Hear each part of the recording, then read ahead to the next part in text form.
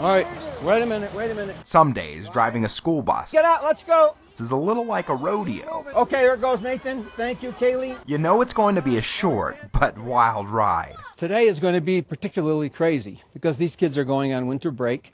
They've been in school all day and they've been eating candy all day, so they're going to be particularly wired. After 8 years as a driver with the Douglas County School District, former high school teacher Jim Sterling knows these kids and his route well. All right.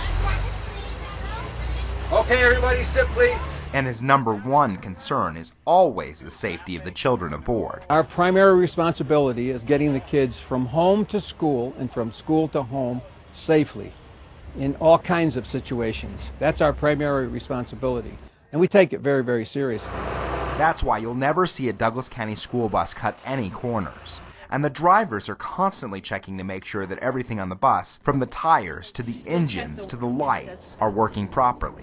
4 times a day we check these buses. We check all of the fluids in the engine. We look under the hood to make sure that everything is connected the way it's supposed to be. Everything looks safe. Yeah, you could check the oil every day. It probably doesn't move, but we still check it every day because you never know. You could have a leak. You never know what's going to happen, so we go out prepared.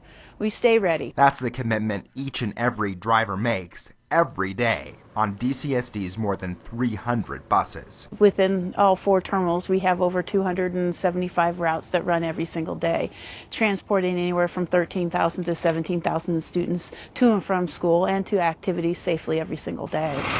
With so many kids on and off these buses, the district's transportation department is constantly working to improve its efforts, ensuring that kids make it on the right bus and off on the right bus stop. And you can never have too many checks or balances. One of the things that we've implemented is that we use animals in addition to route numbers, like the red squirrel bus. Technology also helps. Students now scan in whenever they hop on or hop off. Perfect. Zonar has really helped us isolate where the student is. It's a great asset. It really reduces the time we spend trying to locate that student. Because previous to Zonar, we'd have to get on the radio and say, hey, do you have Johnny Smith on the bus? And at the end of the day, the driver is required to make sure that no one is left on board. After every run, the driver gets up and walks the bus, and they check their seats. And when they're finished, they'll put up an empty sign in the rear window, and that lets us know that they've checked it. Plus, the buses have all the latest safety features. These are as safe as NASCARs. These buses, if they rolled over, would not collapse. From roll bars to padded seats, meant to make sure that this precious cargo makes it safely. It's an awesome responsibility that takes him down both beautiful and dangerous roads.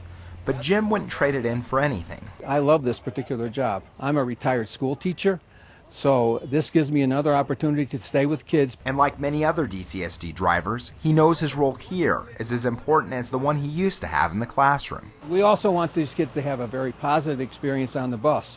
So when they get to school, they have a positive psychological outlook, and they're ready to get to school and to learn, and they're happy to be here. Safe and happy.